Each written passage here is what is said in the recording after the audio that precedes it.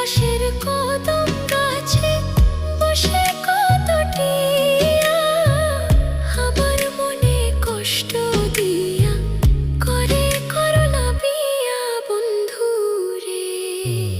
কি অপরাধ পাইয়া রে